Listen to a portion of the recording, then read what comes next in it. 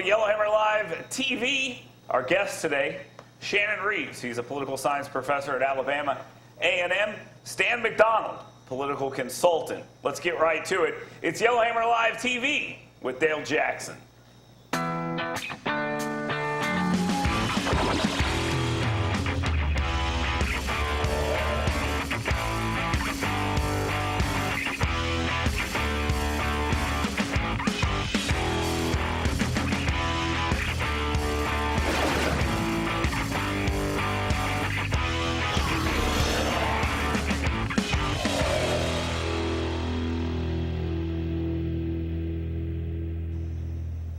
We got a busy day in Alabama politics and all over the nation. We've got the right panelists to discuss it.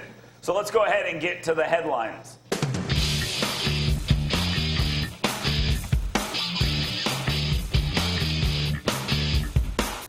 We got a month and some change until the Alabama Senate race takes place and people actually go to the polls and vote. And who would have thought that the attack ads would already start flying? But they very much are. The big surprise here is how personal it's gotten, how early it's gotten personal, and how big Donald Trump is factoring into this race. Stan, Donald Trump, the ads being ran by Luther Strange on television and talk radio, saying that Mo Brooks does not love Donald Trump as much as he did, are somewhat effective. Do you think they're effective to run this? Does it work on the average Alabama voter? Well, I think, first off, the ads itself have a ridiculous nature to it. When you show a picture of Mo Brooks standing next to Nancy Pelosi and Elizabeth Warren, that's utterly ridiculous because it implies, that he's voted with them and so forth. But those ads, I'm going to say that they are effective to whom they're targeted to. And they're targeted to, frankly, a very uninformed voter.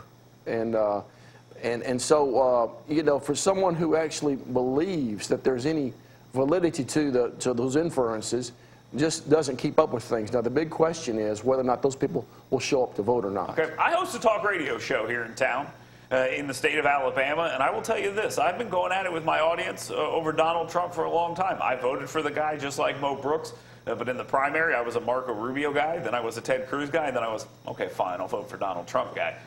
Shannon, tell me a little bit about how this ad will affect somebody who's not listening to talk radio all the time, someone who just happens to be watching the news and television show, and this comes on. Nancy Pelosi, Mo Brooks, Elizabeth Warren, they don't love Trump.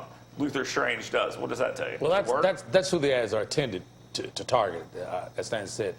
When these things are tested, they're tested, and in the profession we call it micro-targeting, because you're attempting to identify certain segments of the voting population that have a high propensity to potentially vote, but they're not in it year-round. They're not necessarily political junkies, but there are certain buzzwords. These things are focus groups. They're tested. If you say Pelosi, if you say certain individuals, if you mention certain issues, then it catches the voters' attention, and then you take it like a noose and you hang it around an opponent's neck and you drop them over in the water. And you do it when you have money. You're able to pound it and overlay it with ads and TV and radio. All right, let's ask the question this way. Does it work? Does this work for you? If you have good data, it does work. It depends. It depends also on how the opponent who's being attacked, if they have the resources to counter and how quickly they can counter with effectiveness. All right, let's move on to the second issue today. It's okay when the Ukraine does it. And this is an issue that I don't play the Butt Clinton card too often, but I'm going to play the Butt Clinton card here. We have members of the DNC and somebody associated with the Clinton campaign during the election going to the Ukrainian embassy under the exact premise that we're going to get information that would be damaging to Donald Trump's presidential campaign.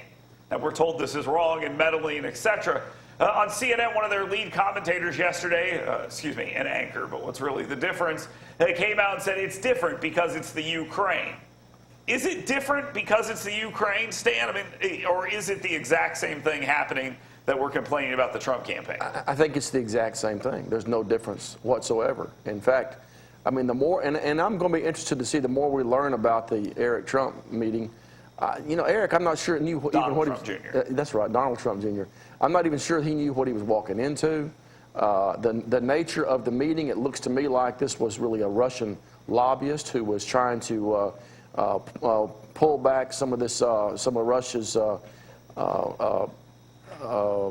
executive orders, I guess you might say, against adoption. The sanctions. Yeah. So, you know, while on the other hand, the Ukraine, it truly was a genuine trying to impact the elections adversely. So, you know, if anything, the Ukraine thing was worse. No, I would agree. The only question is, does this narrative work? And Shannon, I guess we'll have to ask again the same question as the first part.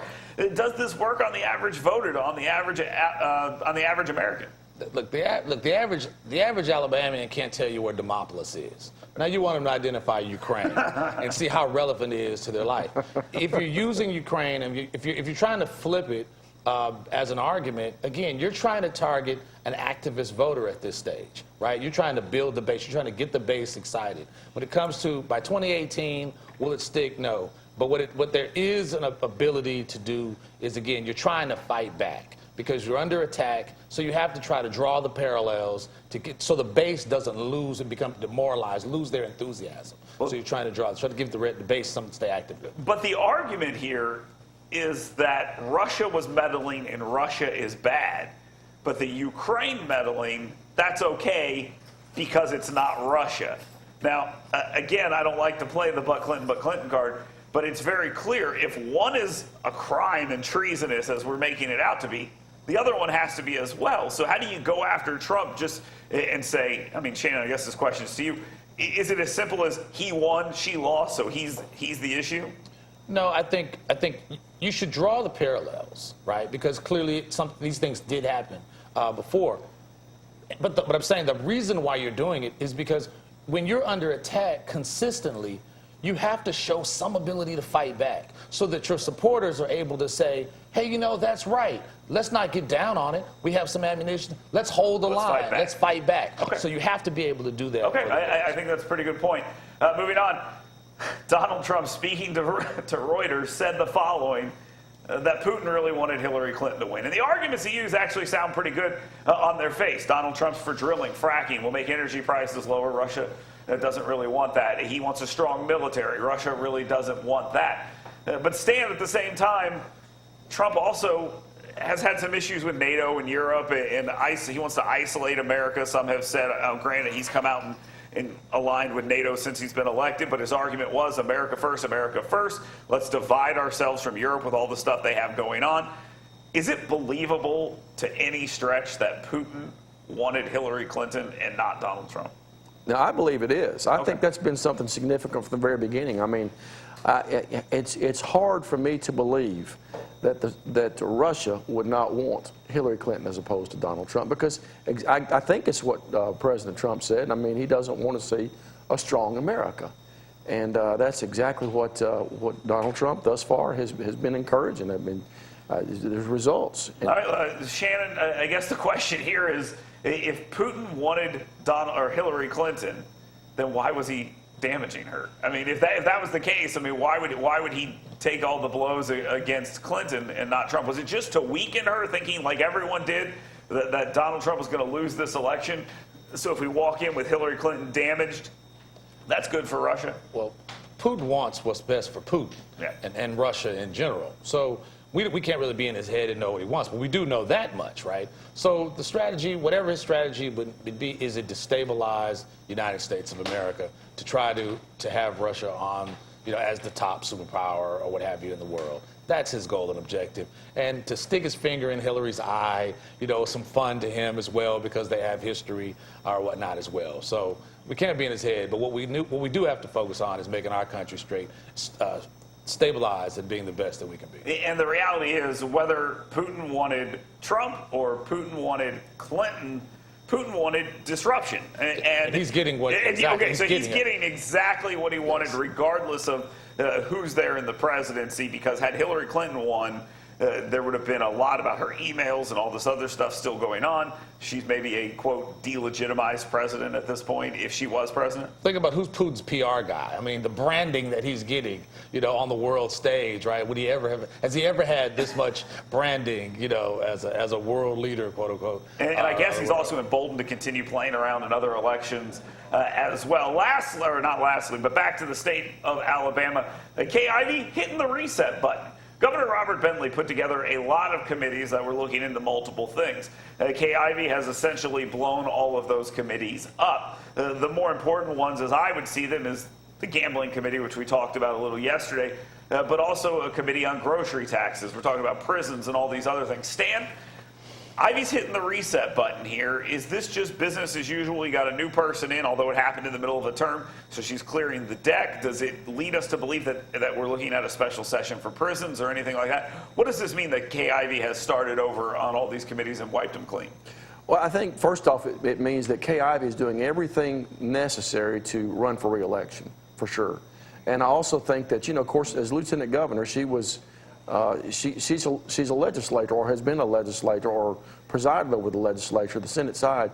So in her comments, she said she wants to work with the legislators. So I think what it shows is that she really wants to be governor now, and probably is making plans to make a run. I would make the argument that what she wants to do is start over, and I think that the Gambling Commission was set up. And if you looked at who came and spoke to that commission, it was set up to come out and say, hey, here's a bunch of tax revenue for the state. Why would we not do this? Kay Ivey's an anti-gambling person. Is that issue dead with her as governor of the state? I don't know if that issue is dead with her, but if I was advising Kay Ivey, I would do what she's doing. You have to reset. You have to, in a position of leadership, you have to be the chief executive of the state. You have to get your own people in place, put your own commissions, your own boards in place, and you have to show the citizens of Alabama that I am in charge. Whether or not I'm going to run again, I doggone sure want to have the option to run for re-election. And, it's one of those things. Once you get in the seat, whoever wants to give the seat up when you have an opportunity and you're not legally termed out. You both are making a point that I didn't even bring up this morning, and that is Kay Ivey running for re-election? You both think she is. James Lomax on the program yesterday made the point that if you're not saying you're not running for re-election, you're running for re-election. So, Stan, she leaving the door open here to continue running for re-election? I think it seems pretty obvious. She's absolutely doing all the right things. In fact, I think things are going well for her. I think she's doing a great job. And I do know that all of the powers that be, the typical lobbyists and associations down there, are lined up with her 100%. Okay. Well, lastly, let's move on to maybe a little bit of a lighter issue. The former governor of the state of Alabama was convicted of a couple misdemeanors. The sheriff in Tuscaloosa County has said, we're going to take away your pistol permit. Now, let me ask you this question, Shannon. Is Governor Bentley some sort of danger to the state? Granted, he's a 74-year-old man. He's made some really stupid decisions over the last couple of months. Do we really need to take away his pistol permit? It seems a bit of an overreach. These are misdemeanors, not felonies. They were essentially crimes that were not violent crimes. Does this make any sense, or is this a sheriff grandstanding? Well, you haven't heard of this, grandfather syndicate that's out there committing crime.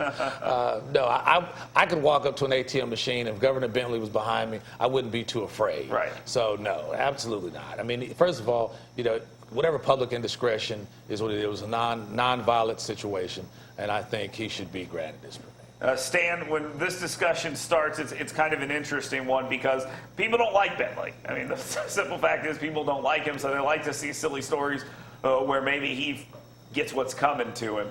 But if you're a Second Amendment guy, the idea that a misdemeanor will get your Second Amendment right stripped away from you, your ability to conceal carry, which is a privilege. Let's make sure we remember this. Right. It just seems like an overstep. I don't think that's how those who wrote the law thought about it. They didn't think Governor Bentley's campaign violations would get him, especially misdemeanors, would cost him his right to conceal carry. Probably shows you how unpopular Governor Bentley is, even in his home county, because it's a cheap shot by the sheriff. And sheriffs in Alabama have a whole lot of power, probably more than most people realize. Yes. So I think this sheriff is probably just flexing his muscles and playing to his voter base and just saying one more, I got you, on Governor Bentley is all it is. I don't think it's a bad move at any point in time to take a shot at the governor of the state. Shannon, go ahead. I was going to say, and I think it's, to be honestly, all jokes aside, I think it's really irresponsible of the sheriff. This is a former governor. He served in the legislature. And due to the nature of the infraction and the amount of news that he had, there are people who are out there that physically may want to do him bodily harm. And he has to be able to, in his situation as a former governor, have some flexibility to be able to protect. Well, you make a very good point. I mean, it's basically now front page news, or maybe A1 or B1 news, where you say, hey, former governor's unarmed. Just kind of leave it at that, and I think that's probably a bit of a mistake. When we come back, and we'll continue talking with Stan McDonald and Shannon Reeves, we'll talk a little bit about impeachment. Is it too soon to be talking about this? Because Democrats have already filed the paperwork. Seems a bit ridiculous to me. We'll get into that next, right here on Yellowhammer TV Live with Dale Jackson.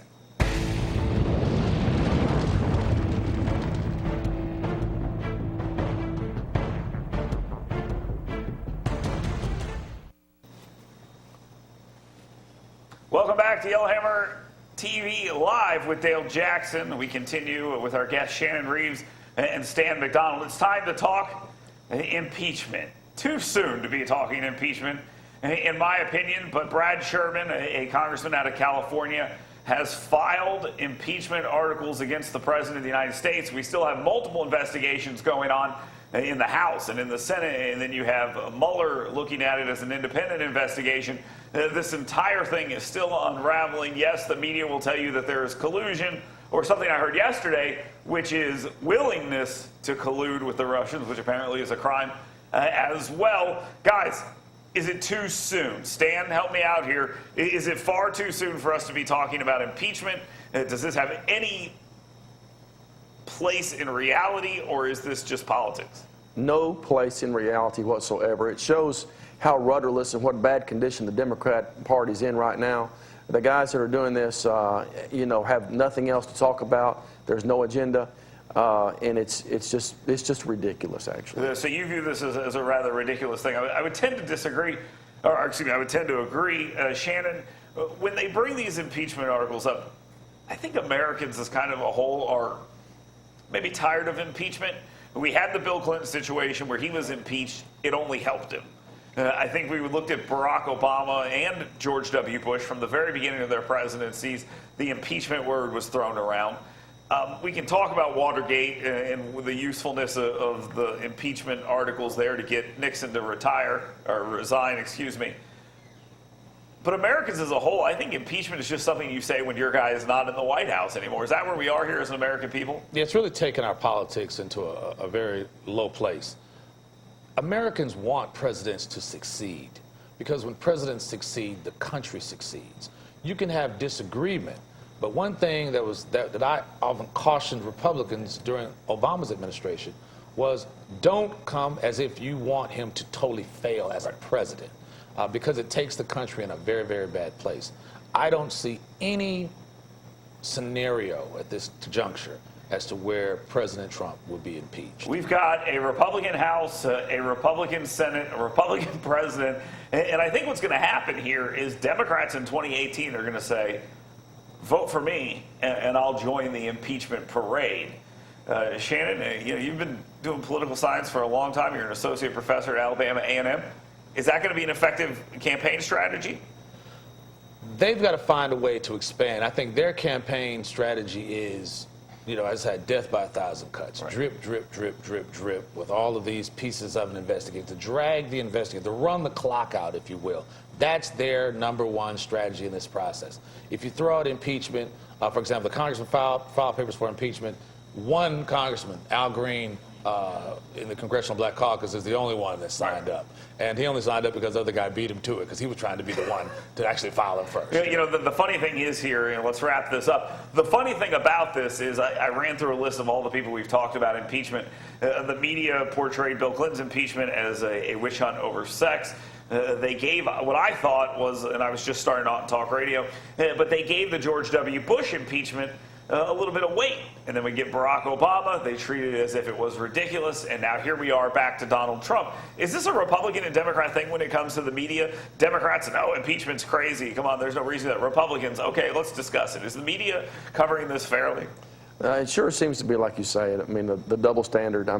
No, it's not covered fairly. It's, the W impeachment thing was just a tactic. But it was a theme throughout his entire presidency. It was brought up the entire time. It appeals to the base of the Democrat Party. Now, sure, there's basis in the Republican Party that it appeals to also, but it's a pretty popular thing in the Democrat Party. All right, let's take another break here. We'll come back. We've got what's the biggest story for us, and we'll also give you a closing argument. Stay tuned. It's Yellowhammer TV Live with Dale Jackson.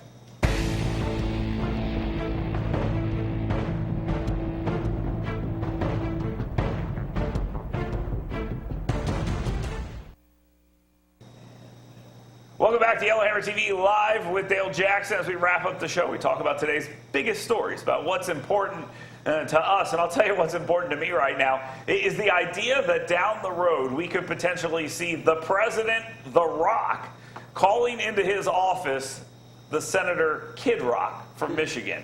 This could actually happen. Kid Rock is teasing a run for the United States Senate. We have potentially The Rock running for president. We have a guy who used to host The Apprentice as the president now.